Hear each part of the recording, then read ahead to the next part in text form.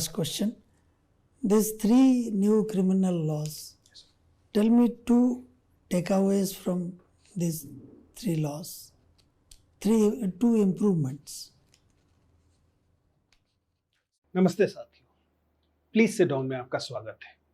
अभी जो आपने एक मॉक इंटरव्यू की क्लिप देखी जिसमें एक सीनियर इंटरव्यूअर ये जानने की कोशिश कर रहे हैं कैंडिडेट से कि जो 3 नई आपराधिक कानून, जो क्रिमिनल लॉ जिसे हम कहते हैं, आप जानते हैं कि कानून जो है वो या तो सिविल लॉ होते हैं या क्रिमिनल लॉ होते हैं। जो क्रिमिनल लॉ है उसके संबंध में यह जो 3 नए कानून आए हैं, आज हम जिस दिन ये रिकॉर्ड कर रहे हैं यानी 1 जुलाई, उस दिन से ये लागू हुए हैं। इन्हें लेकर चारों तरफ काफ़ी चर्चा है और इस पर कुछ बातचीत होनी शुरू हुई है। और चूंकि ये कानून अब बाकायदा लागू हो चुके हैं, इसलिए स्वाभाविक है कि आप सब लोगों का भी इसके बारे में जानना बहुत ज़रूरी है। अतः हम लोगों ने यह तय किया कि चलिए इस विषय में एक वीडियो बनाने की ज़रूरत है। दरअसल एक से ज़्यादा वीडियो बनाने की ज़रूरत पड़ेगी, लेकिन ये शुरुआती वीडियो है। हम ये समझने की कोशिश कर रहे हैं कि जो 3 नए कानून हैं, द BNS, BNSS और BSA, यानी कि भारतीय न्याय संहिता जो कि IPC, इंडियन पीनल कोड की जगह पर आ रहा है, भारतीय नागरिक सुरक्षा संहिता BNSS जो कि CRPC, क्रिमिनल प्रोसीजर कोड के स्थान पर आ रहा है, और भारतीय साक्ष्य अधिनियम जो कि इंडियन एविडेंस एक्ट के स्थान पर आ रहा है। इन 3 कानूनों, इन 3 नए क्रिमिनल लॉज को लेकर क्या वे बिंदु हैं जो हमें जानने चाहिए, उस पर यह वीडियो हम लोग बना रहे हैं। यह विशेष तौर पर उन विद्यार्थियों के लिए लाभदायी होना चाहिए जो आने वाले समय में 1 साल में UPSC मेंस की परीक्षा या अन्य परीक्षाएं देंगे। लेकिन ध्यान रखिएगा, यह एक लीगल एडवाइस नहीं है, ना ही यह कोई कानूनी तौर पर, जब स्वाभाविक तौर पर कानून मेरा विषय है नहीं। हम लोगों ने, मेरी टीम ने इस पर कुछ रिसर्च करके मेरे सामने रखी है और उनमें से कुछ जो मेरी अपनी ओपिनियन है उसके साथ हम इस पर चर्चा करेंगे। यह एसेंशियली केवल तथ्यों को दिया जाना नहीं है, मूलतः यह समझने की कोशिश है कि कैंडिडेट्स को, विद्यार्थियों को, परीक्षार्थियों को इन कानूनों को किस नजरिए से देखना चाहिए, ताकि परीक्षा में या सामान्य बातचीत में या इंटरव्यूज में वो उस पर चर्चा कर सके। तो हम समझने की कोशिश करें कि जो 3 नए क्रिमिनल लॉज हैं वे, उनके क्या महत्वपूर्ण बिंदु हैं। स्वाभाविक है कि ऐसे में आपको, हमने जैसे पहले कहा कि शुरुआत में आपको ये समझना है कि दरअसल क्रिमिनल लॉ का क्या मतलब होता है और भारत में अब तक जो कानून चल रहे थे, आखिर उनमें ऐसी क्या समस्या थी जिसके चलते सरकार को यह नए कानून लेकर आने पड़े। दूसरा, इन कानूनों को लेकर पर्याप्त विवाद, पर्याप्त चर्चा भी हो रही है, तो उन बिंदुओं को भी समझने की जरूरत है कि किन वजहों से इन कानूनों को लेकर नागरिकों में कुछ आशंकाएं हैं, वे प्रतिरोध कर रहे हैं। दरअसल वकील भी प्रतिरोध कर रहे हैं, सो मच सो कि जो बार काउंसिल ऑफ इंडिया है उसने भी, और बार काउंसिल ऑफ दिल्ली ने, और अलग अलग राज्यों और शहरों की जो बार एसोसिएशन हैं, उन्होंने इन कानूनों को लेकर आपत्तियां दर्ज की हैं, या कम से कम यह तो लगातार कहा है कि इन कानूनों को तत्काल लागू न किया जाए, एक और थोड़ा सा पीरियड दिया जाए, इन पर और विचार विमर्श किया जाए। इसी तरीके से दक्षिण के कुछ राज्यों ने बाकायदा इस पर आपत्ति व्यक्त की है कि इन कानूनों में जो शब्दावली इस्तेमाल की गई है उसमें एक तरह का उत्तर भारतीय पूर्वाग्रह बायस है, उसमें हिंदी शब्दावली, संस्कृत निष्ठ हिंदी शब्दावली का इस्तेमाल ज्यादा किया गया है। तो हम इनमें से कुछ बिंदुओं को इस पहले वीडियो में समझने की कोशिश करेंगे। आजकल बच्चों को गाइडेंस मिलना बहुत जरूरी है, और गाइडेंस भी ऐसी जो कि सही हो और उन्हें आने वाले चैलेंजेस के लिए रेडी कर सके। हमारे टाइम में चीजें थोड़ी अलग थी, पर आज के दौर में बहुत चीजें बदल चुकी हैं, एडवांस चीजें।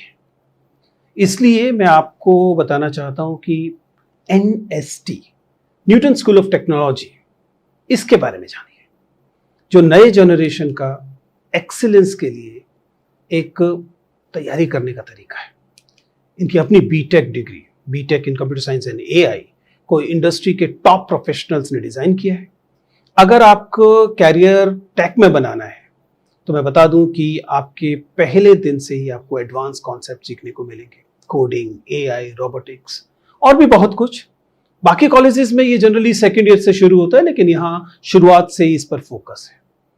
मुझे याद है हमारे टाइम में इतने एडवांस टूल्स नहीं थे, पर आज के बच्चों के पास कितना कुछ है सीखने को। इनके स्टूडेंट्स ग्लोबली सक्सेसफुल हैं। एक ने तो गूगल की एसओसी इंटर्नशिप भी क्रैक की है, जिसमें she will be earning around 1.25 lakh as stipend. और इवन कुछ स्टूडेंट्स यूरोप और हार्वर्ड के इंटरनेशनल हैकाथन तक इंडिया को रिप्रेजेंट करने जा रहे हैं। जो चीज इन्हें ट्रूली अलग बनाती है वो है इनका इंडस्ट्री रेडी करिकुलम, जो खुद मांग MAANG प्रोफेशनल्स ने डिजाइन किया है। यहाँ बेस्ट फैकल्टीज से पढ़ने और टॉप कंपनीज के लिए लाइव प्रोजेक्ट करने का मौका रहता है। रेगुलर गेस्ट सेशंस हैं, वर्कशॉप भी होती हैं। अगर आपका कोई स्टार्टअप का आइडिया है तो ये आपको up to 1 crore seed funding और इंक्यूबेशन भी ऑफर करते हैं। गूगल और फ्लिपकार्ट जैसी कंपनीज के लीडर से मेंटरशिप मिलती है, जो इंश्योर करती है कि आप हमेशा राइट ट्रैक पर होंगे। इसी वजह से इस कॉलेज की डिमांड 1 साल में इतनी इंक्रीज हो गई है। और अब ये दिल्ली के साथ साथ इन्होंने पुणे में भी कैंपस शुरू किया है।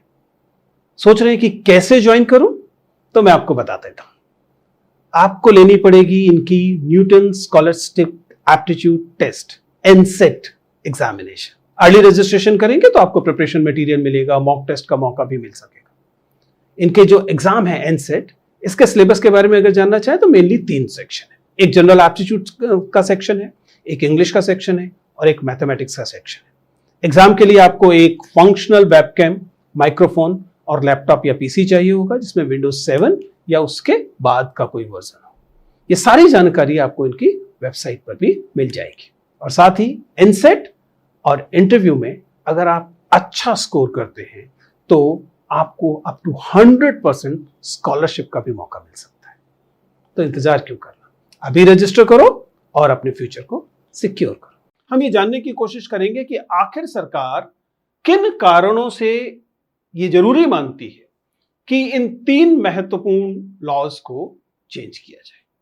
ये ध्यान रखिएगा कि ये 3 महत्वपूर्ण लॉज, यूं तो हमारे पास सैकड़ों एक्ट्स, अधिनियम है, लेकिन ये जो 3 कानून है, यह है, जैसा कि हमारे मुख्य न्यायाधीश DY चंद्रचूड़ ने भी कहा, कि कानून के मामले में रोजमर्रा नागरिकों को जिन कानूनों से सबसे ज्यादा साबका पड़ता है, सबसे ज्यादा जिन कानूनों का उनकी जिंदगी पर असर पड़ता है, वे यही कानून है।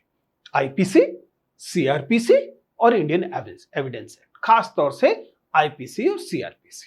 तो सबसे पहले तो हम इसे समझने की कोशिश करते हैं कि ये कानून क्या थे, जो कानून थे, और उनके स्थान पे नए कानूनों की जरूरत क्या आती है। सबसे पहले समझते हैं IPC को, इंडियन पीनल कोड को, क्योंकि ध्यान रखिएगा सरकार ने जो सबसे महत्वपूर्ण कारण बताया है नए कानूनों को लाने का, वह हमारी विधि व्यवस्था को डीकोलोनाइज करना है।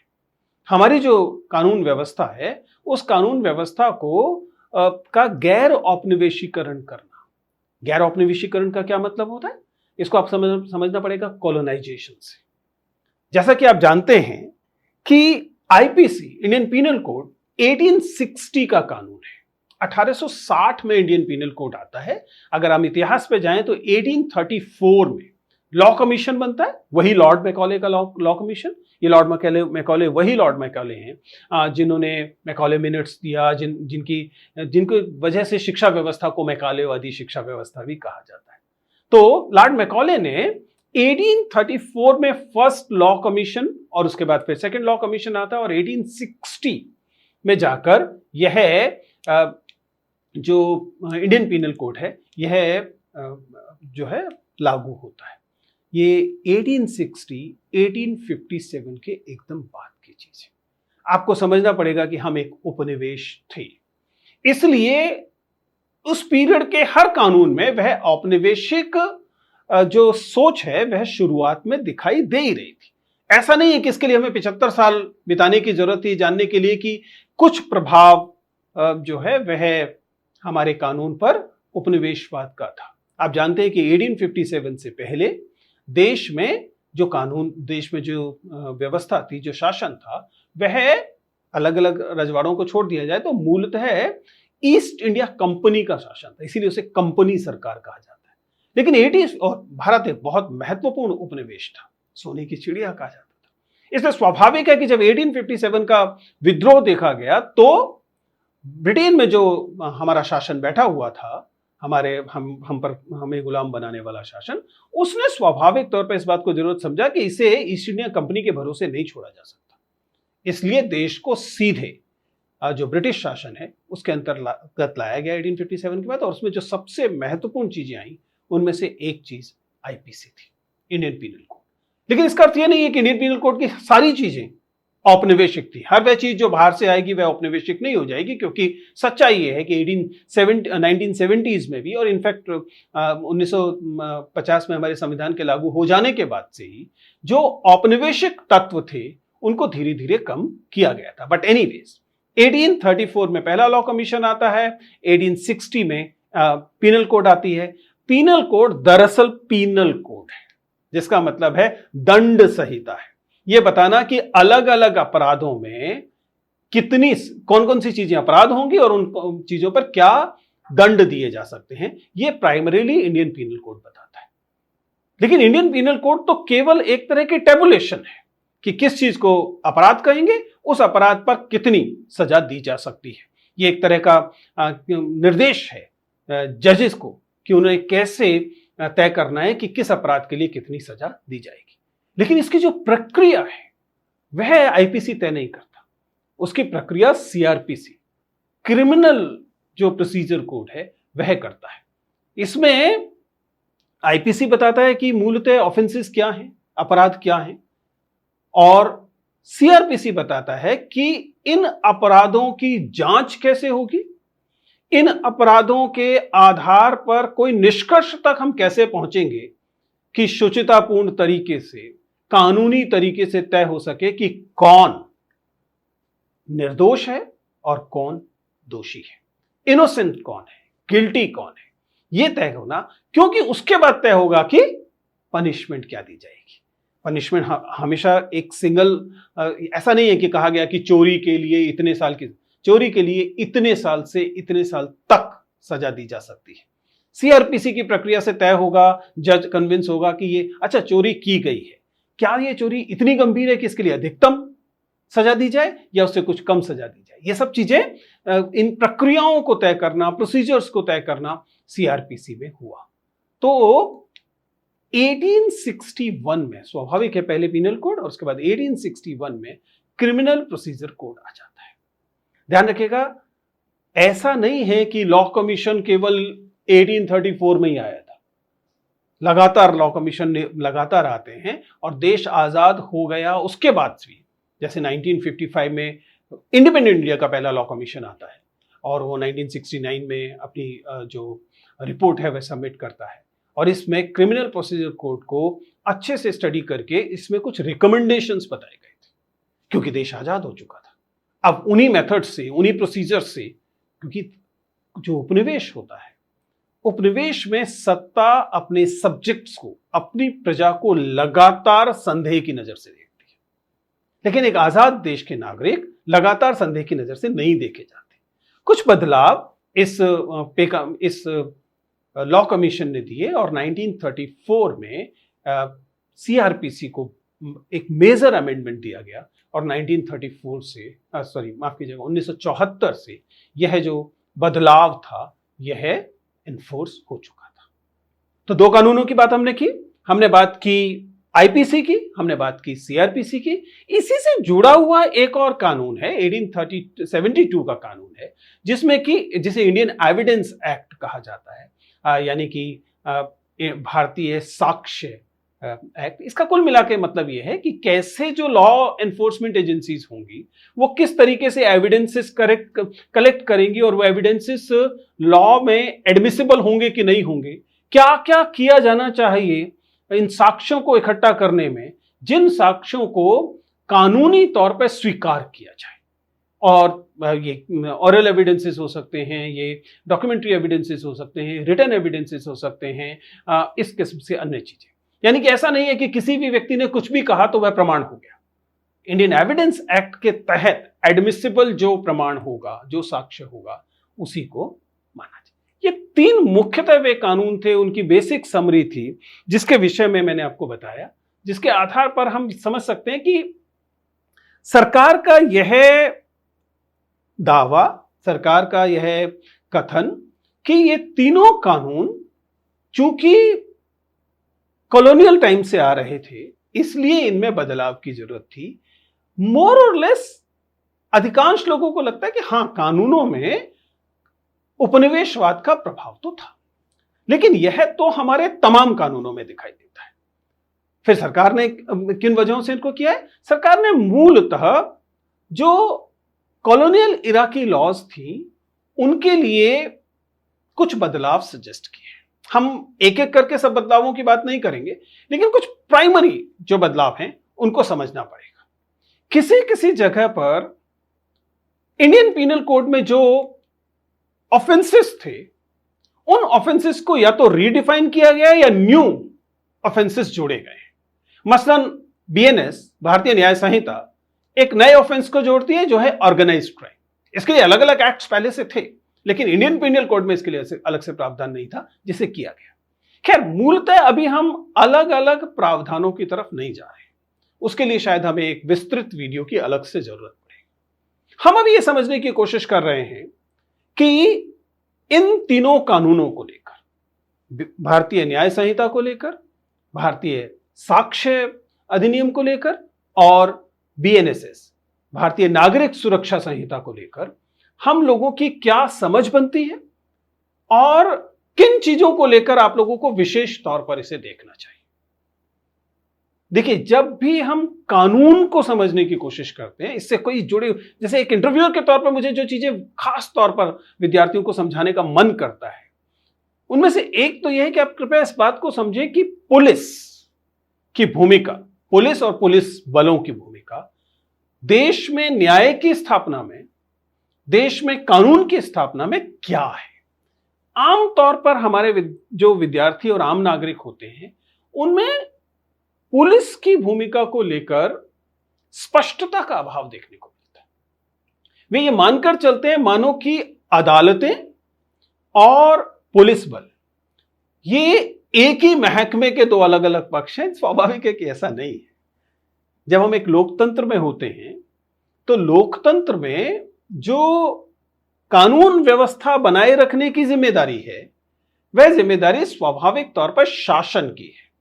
शासन ने अलग अलग कानून बनाकर, यानी कि सरकारों ने अलग अलग कानून बनाकर, राज्यों में और केंद्र सरकारों ने भी अलग अलग कानून बनाकर इन जिम्मेदारियों को अलग अलग पुलिस बलों को दिया है।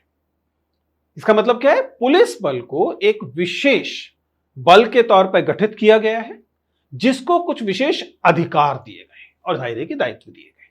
चूंकि वे दायित्व दिए गए हैं, इसलिए उन्हें निभाने के लिए कुछ अधिकार भी दिए गए। लेकिन इन्हें न्याय देने वाली संस्था समझना गलत है। सच्चाई यह है कि जब कोई अपराध कहीं घटित होता है, अपराध का क्या मतलब है? अपराध का मतलब सामान्यतः, जब हम दर्शन के स्तर पर समझते हैं, तो बेसिक सा मतलब है समाज में रहने के जो नियम कायदे हैं, जिसे लेकर पूरा समाज सहमत है कि ये सही नियम है, ये सही कायदा है, उससे विचलन आमतौर पर अपराध की श्रेणी में आता है। अगर वह अधिक गंभीर है तो उसे विधि द्वारा अपराध घोषित कर दिया जाता है, जिसके लिए कुछ सजा दी जा सकती है। लेकिन ये सजा कौन दे सकता है? ये सजा विधि द्वारा स्थापित व्यवस्थाएं देती है। पुलिस केवल इसमें सहायता करती है, एक एजेंसी के तौर पर, सरकार के प्रतिनिधि के तौर पर उसके पास कुछ अधिकार हैं, ताकि वह अपराध जहां हुआ है, पहले तो अपराध रोकने की कोशिश करे, जिसे हम व्यवस्था कहते हैं, और कानून का मतलब है अगर अपराध हुआ है तो उस अपराध की जांच करे और उसके बाद इस जांच के आधार पर तमाम प्रमाणों को, तमाम प्रक्रिया का पालन करते हुए कोर्ट के समक्ष रखे और जो अपराधी है उसे दंड देने की मांग कोर्ट से करे। पुलिस दंड देने की व्यवस्था नहीं है। पुलिस का काम दंड देना नहीं है।